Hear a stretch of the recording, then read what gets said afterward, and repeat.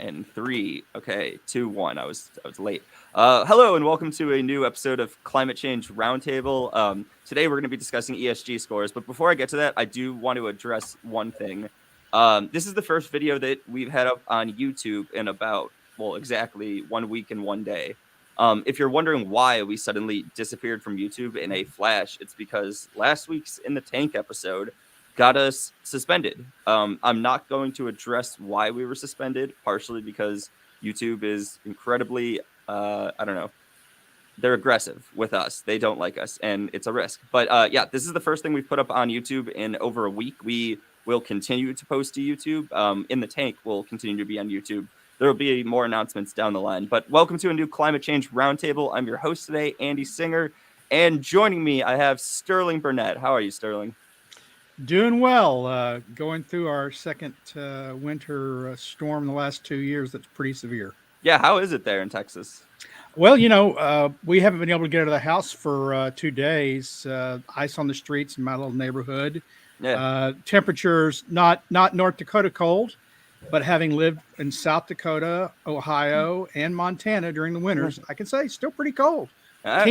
Teens last night, not no small thing. As far as Texas goes, that's pretty bad. As far as Texas goes, that's cold. But I would say that's cold pretty much, if you get into the teens, it's cold pretty much anywhere. Yeah. All right. And we'll continue to move in counterclockwise. We have Linnea Lueken. How are you, Linnea? Hello, I'm doing all right. We had a couple of nice days here. It was, I think, in the upper 70s 2 days ago here in South Louisiana. And then we're getting a little bit of what Texas had, not anywhere near as severe. But we're starting to get a little bit of that as it moves east. When it's summer and pleasant for me, I'll be sure to rub it back in your face that, When it's 1,000 degrees. Yeah, when it's your time to soaking be wet, yeah.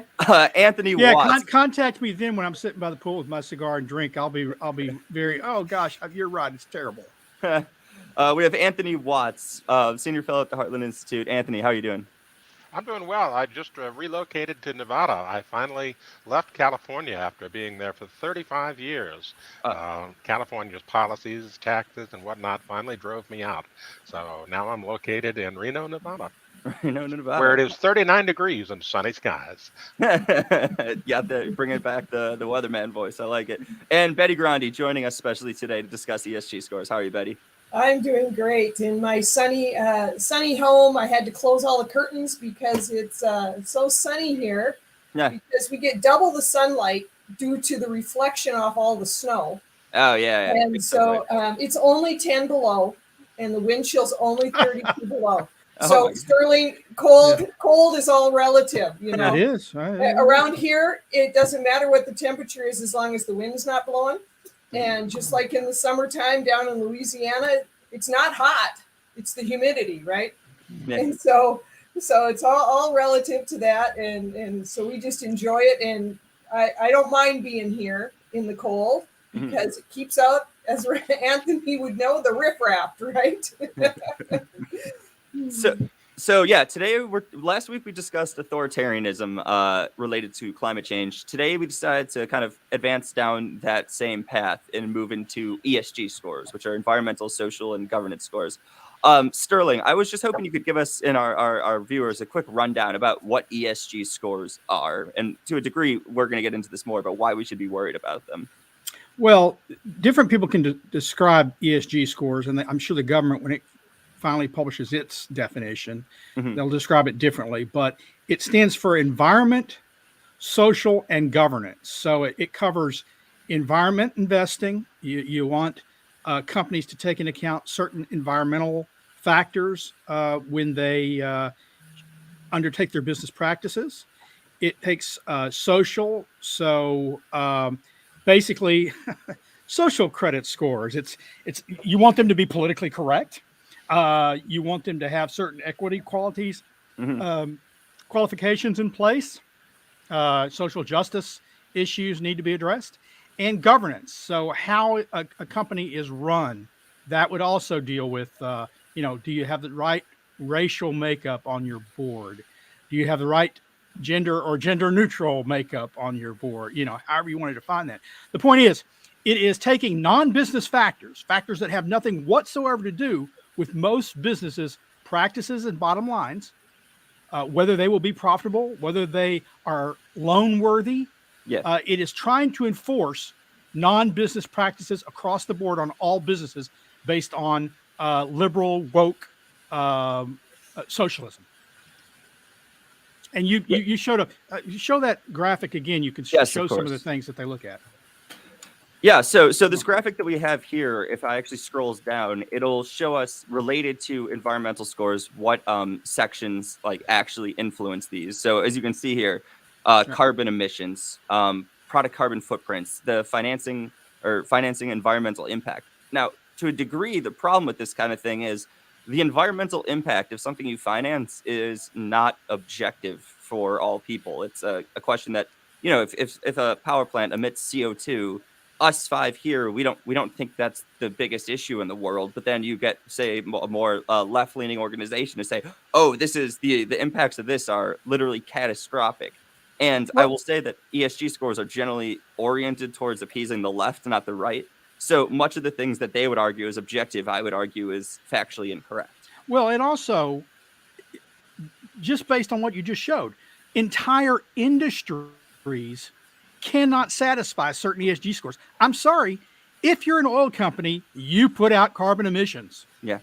If you're you can't do business otherwise. So that's right. So there are certain businesses that will never be able to make ESG warriors happy.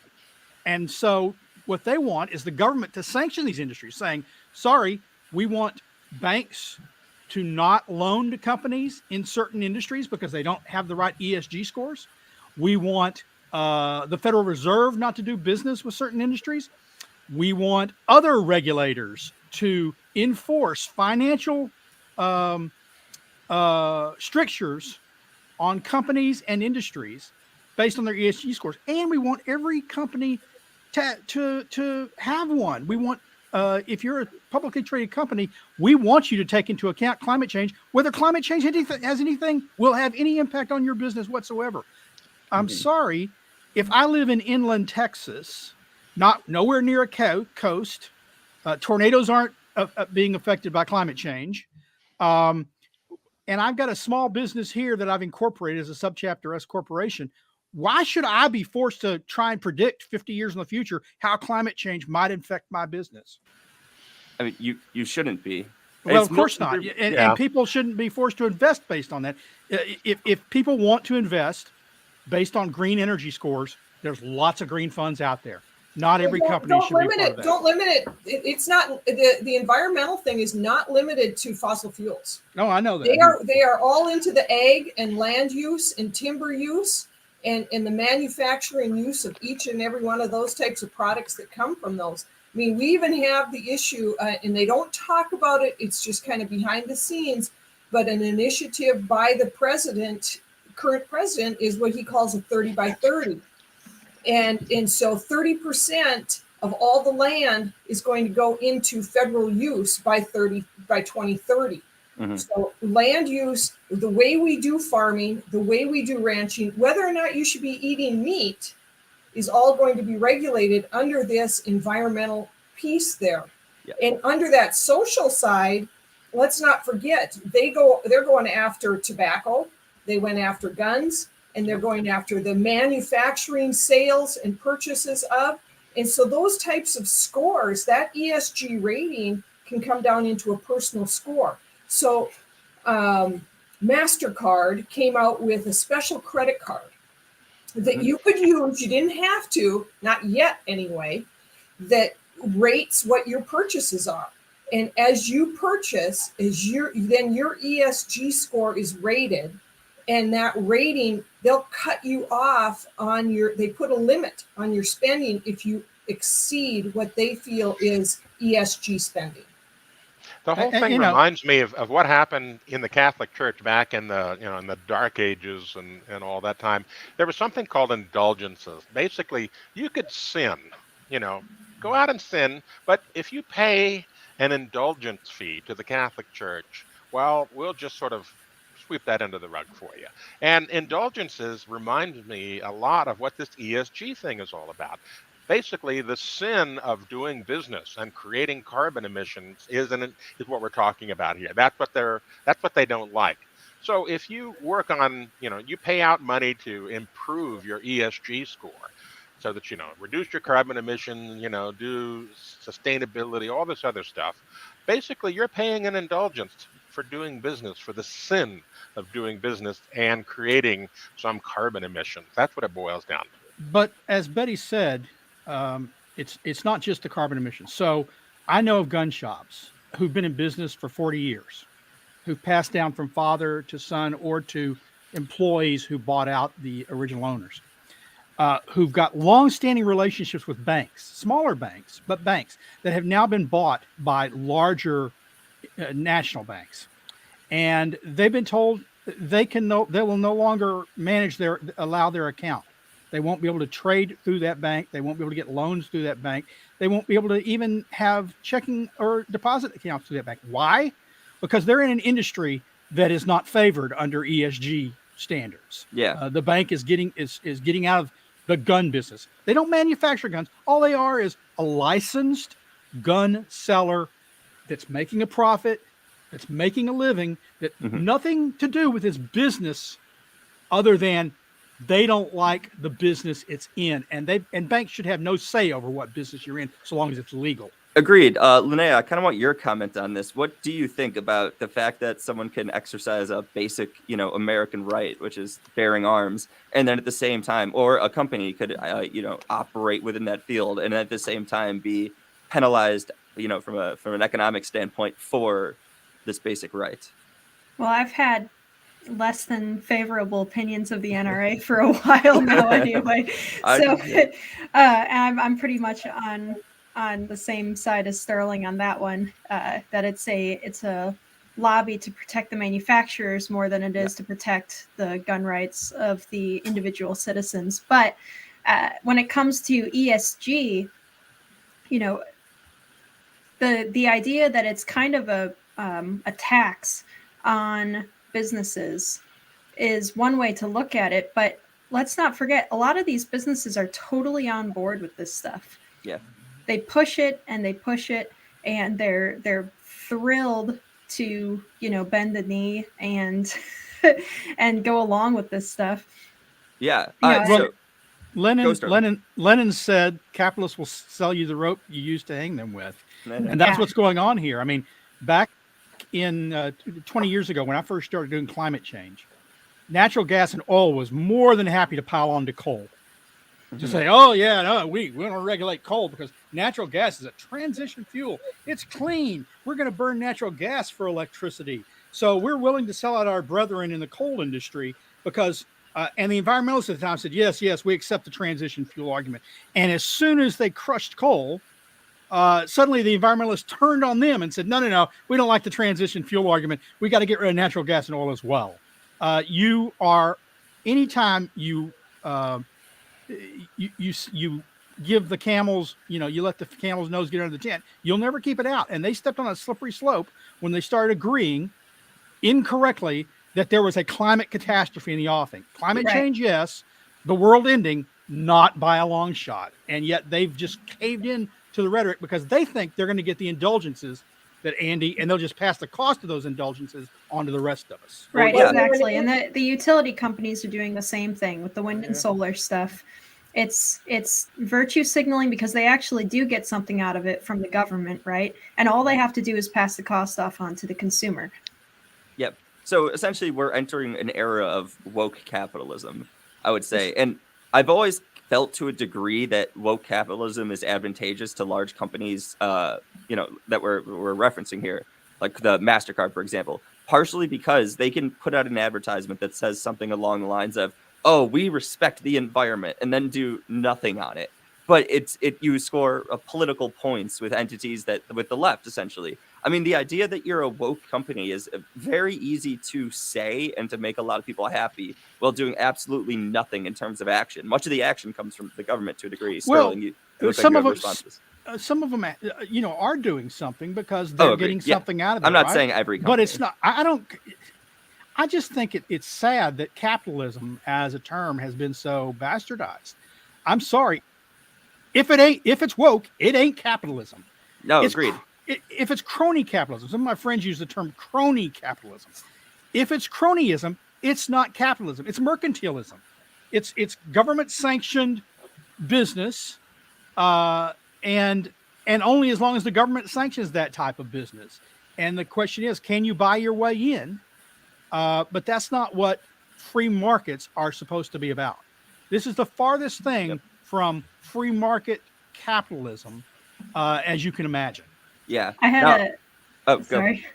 I had a friend who made up a term for kind of what we're talking about that is a little bit of a mouthful, but he calls it neo-feudal corporate socialism. That's a mouthful. Yeah. So yeah, there's huge, Linnea, as you pointed out earlier, a lot of companies are on board with this, and they're throwing money at this. There's huge amounts of money being thrown at this. And then a story a couple of days ago in Reuters talks about the fact that the U.S. market regulators are now flagging risk for these ESG ratings firms, basically because there's so much money being thrown at this stuff. And as a result, they're worried that there's going to be corruption. And, the bottom line is, you throw huge amounts of money at something and there's a rating involved where there's a subjective type of a rating. Well, they did this, they did that, they're not doing enough of this to reduce carbon emissions, Well, there's plenty of room for corruption. And it's not just in the United States. The EU is also flagging the same kinds of issues with the worries about ratings and becoming a pay for play kind of a problem. And we've seen this before in all kinds of investment schemes where pay for play eventually, rears its ugly head, and we end up with corruption all through the system. So this is really ripe for this, even more so than the carbon credit stuff that we had years ago. Well, and of course, that's why they want to get the government involved, right? Government creates a problem by allowing non-business factors to be used when deciding whether banks and, look, this is collusion. This is a violation of anti-monopolistic laws that were passed. When banks get together and say, we're no longer going to make loans to this industry, that's collusion, folks. And it should be sanctioned by the federal government, but it's not. And to get out of it, what they want the federal government to do is to set up a standard that's enforced on every publicly traded company. Yep. Whether you will be affected by climate change or not, first off, you're going to be told who to rely upon when you decide what your climate impacts will be. So they'll choose the scientist you can trust. You won't be able to say, well, I used this scientist over here and he said that, the world's not going to end. No, sorry. We're going to have the officially, the government sanctioned science that dictates this is the official line. You must make your calculations of future impacts based on this. And everyone, even if it turns out you come to the conclusion after looking at the official science, you won't be impacted, you're going to spend thousands of dollars, if not millions, complying with the paperwork requirements. They want the government to set a standard. And they want it to do it across all agencies, the Office of Currency, the banking, the FEC. That's where some of the battles are going on in the Senate right now over these nominees that Biden has put up, who are pushing banks to sanction people based on non-business related factors. And, maybe this leads us into sort of Bette's recent work and area of expertise as what states are doing to fight this stuff. That is where I wanted to go. So we, as Sterling just said, the federal government is failing to push back against ESG scores. But Bette, I know that you're doing work with different state governments to fight them. How are states fighting back against ESG scores and woke capitalism? Well, there's a couple of different directions that various states are taking, and some of the states are taking the anti-discrimination direction, which is I think is my favorite out of them right now, and that is that they're just stating that the banks cannot, or insurance industry cannot discriminate against companies in their state. You cannot discriminate against business, loans, insurance of various businesses in the state without a direct cause. So, and they list it out more in that social injustices, child labor, and that type of thing. That's one direction. The other is pension divestment. So what these guys are doing is they're basically divesting from the oil and the coal and the some it was nuclear, depending on the states, how far in advance they were on some of this. And so what they've come back and said is if you guys do that, we as a state will not use any of our pension money to invest in you and let you have ours. So what they're doing is a big state like Texas, they were the first to pass this, and they did it last year. What they did and what the treasurer in West Virginia just recently did, and just said, Blackrock, none of our money goes to you guys. We're going to divest from Blackrock and put it where these people respect our coal industry, or as Texas, our oil and natural gas industries. And so that's another way that people are doing it. So the states, some are doing it each way. And then on top of that, though, is you have to remember that you do have states that want this. And so you have states like Hawaii. I'm trying to look at my quick list here, but Hawaii and Massachusetts, Maine already has passed it. They're the only state who has. But they basically said, we're divesting from all fossil fuels. Okay. And those states are divesting from. We should note, look, someone like Blackrock, right? It's a private company, and other huge investments. I mean, Blackrock, I'm told that it controls $10 trillion worth of assets, or maybe not controls, but maintains. Now, Blackrock is supposed to be an investment firm, someone who manages people's money, other people's money. It's not their money. They're not a corporation themselves. They don't do anything other than they collect funds, they buy stocks in companies, and they're supposed to buy stocks based on what will return money to their investors. That's the goal. Instead, recently, their chairman has gotten into telling companies, we control a lot of your stock, and you will do what I say or else, based on their own personal points of view, not whether it's good for their investors, not whether it returns money to their investors. He's using your money to dictate his terms. And that is what Texas has said, no, we're not going to allow that. West Virginia said it too. They said, you put out a letter saying you're going to do this, X, Y, and Z. You're not supposed to use your money that way, but we can't stop you. But we can't stop you from getting any money from Texas.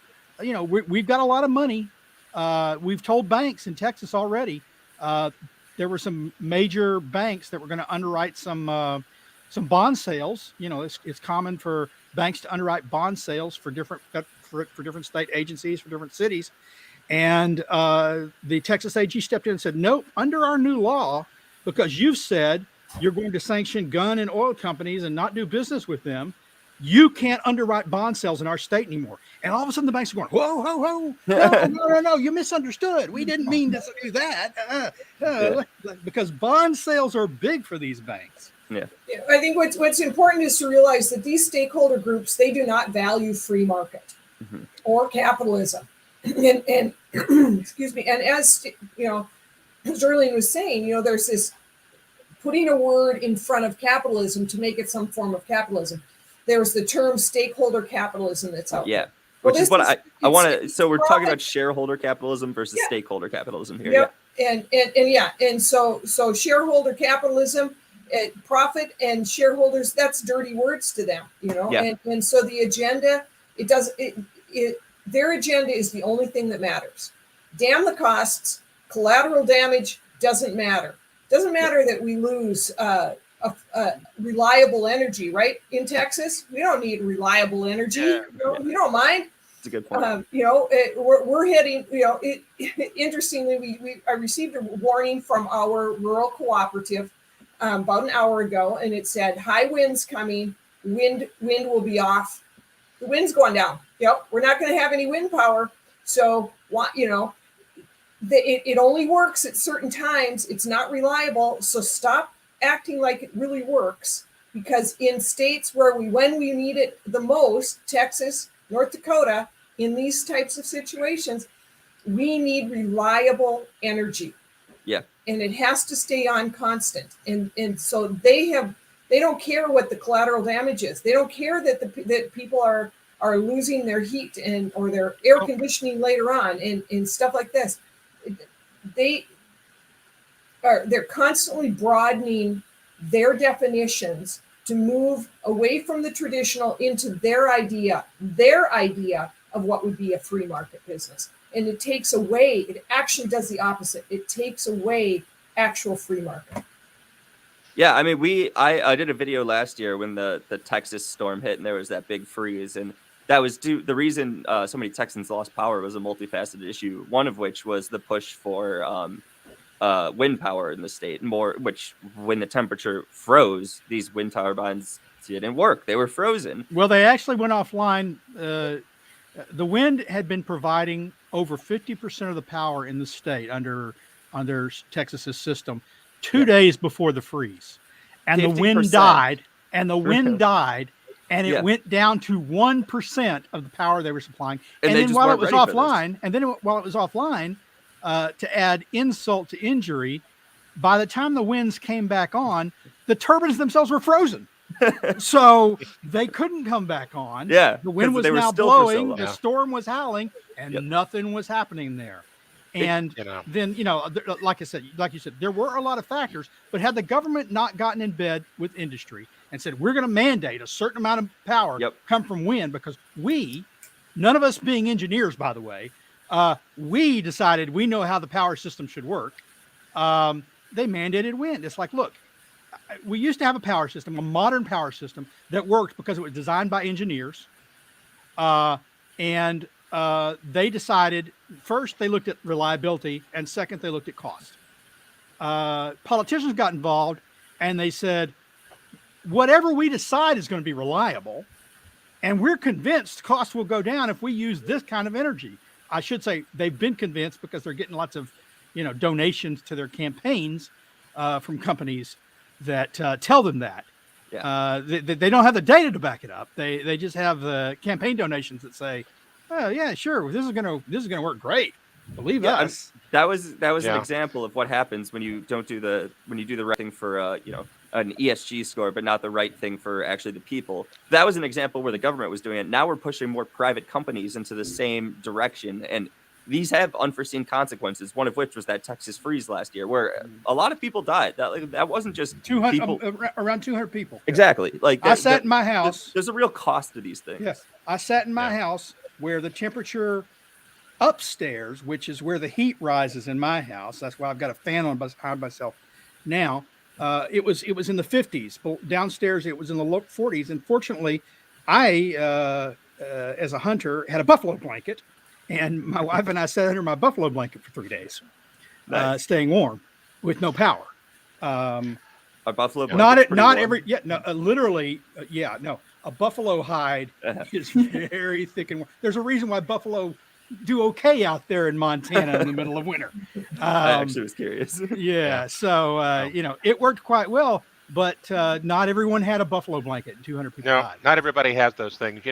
Bette, you mentioned collateral damage associated with all these ESG schemes, and there's already influences, as we saw in Texas, of getting into this environmental connection with generating power. And there are consequences. And, there's a cartoon that I found a little while ago that kind of sums up the whole thing. Basically, it says here, hey, I wanted you to check out the car, but ESG went in and they basically gutted the car, and that's basically what we're going to end up with. ESG is going to gut the energy industry, the automobile industry, and other industries that are important in our daily lives, all for the benefit of having a score. And that's going to be a real problem. It's going to be a lot of collateral damage in the future. Yeah, we're already at the 29-minute mark. These things fly by. Does anyone have any other final comments they want to get in before we call it? Yeah. One of the things that I think we're seeing more and more is a move, and it's a disturbing thing, but it's a move away from being motivated as much by profit for a lot of these companies, or at least direct consumer-based profit.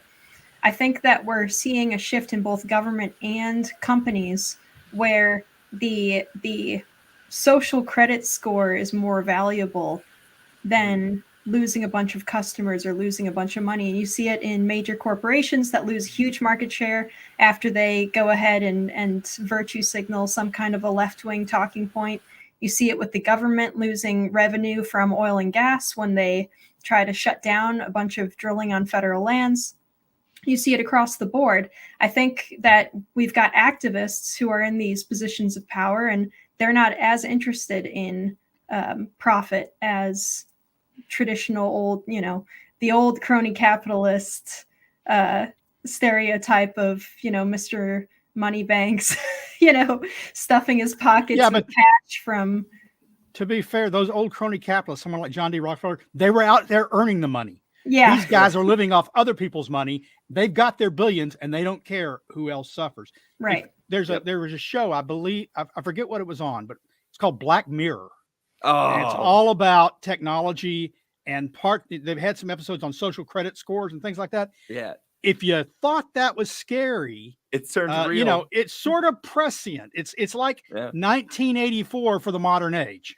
Yeah. I mean, they put out an episode like 8 or 9 years ago. It's one of my favorite shows, Sterling. That's why I got incredibly excited when you mentioned it, where people had their individual social credit scores. And then what rights you had were based on that. I don't know if that was before or after China actually did that, but now we're doing the same thing for an individual basis in terms of where you keep your money in a bank. I know one of my coworkers, when he checks his bank account, it gives him an ESG score. So we are now getting that on both a business level and a personal level. It's not something. Yeah, go. Too. There's a credit card that you can get too that actually halts your ability to purchase anything if you've gone over your carbon limit. You have a carbon expenditure limit. No, Betty mentioned that earlier. Yeah, MasterCard has put out a credit card and says, "Is it a green card?" Well, that was really good. That was really good. It should be, shouldn't it? Yeah. No. Now you voluntarily get it. You don't have to take it from MasterCard, as Betty mentioned. Still, but if you buy into it, they look at your spending and the carbon impact, and they'll cut you off. I'm sure that someone gets that card and they're like, "Oh, I'm being great for the environment," something, and then a natural disaster hits them and they're near their limit, and that's when I don't think things hit. I don't think it even needs to go that far. I think they're at the store and it tells them, "Oh, you've gone over your carbon limit," and they switch to their other card. I'm more thinking of situations where that actually becomes dangerous to follow this kind of thing. But you're right; it's also going to be an annoyance when you want to buy some. I'm sure buy like one pistol and you're off your limit for the entire year. I can imagine you've got your green MasterCard, as Anthony put it, and you've decided, because you are a woke climate warrior, to get rid of all your other cards that aren't doing this same thing. And then you go to the grocery store to buy those groceries, and you haven't subscribed to veganism yet. And so you buy a roast and maybe you want to do a little barbecue. So you get a brisket, and then you get a few other things, and you're going to get gas on your card as well. And you go. You know what's going to happen when you go to the gas pump with a green card? It's going to, you plug it in, and then it's going to say, "I'm sorry, Dave, I can't do that." Yeah, exactly. Buy gas. Yeah. What are you doing, Dave? All right, so we're up at the 33-minute mark. Before we leave, some of you weren't in this broadcast at the beginning. If you've noticed, the Heartland Institute has not been posting to YouTube for the last week. That is because YouTube suspended our account for a week. Because we discussed COVID. I'm not going to go past that, but go ahead and find us on Rumble. We post all these videos to Rumble.